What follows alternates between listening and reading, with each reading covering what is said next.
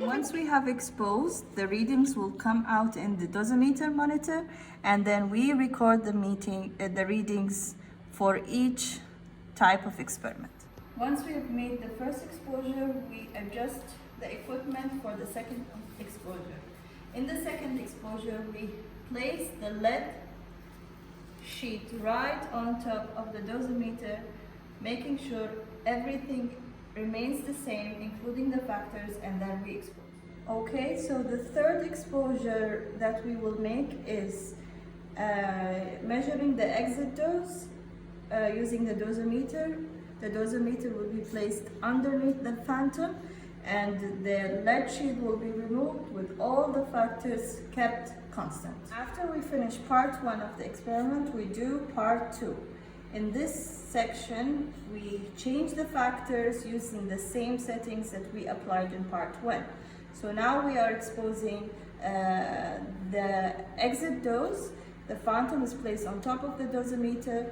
All the collimation is kept the same, and the factors will be changed. Okay, so the factor setting for this part has been changed to measure the absorption and the dose penetration changes. For KV, we're going to use 90. For MAS, we're going to use 30. Okay, so now after we've measured the exit dose, we're going to measure the entrance dose without the lead sheet, with all the factors the same, kept at 90 and 32. Final part of this section of the experiment is we use the lead vinyl sheet right on top of the dosimeter without changing any other factors. Now we move on to section 3 of this experiment. We have to measure the entrance, exit, and exit dose using 2mm aluminum sheet that will be placed right underneath the collimation, just like this.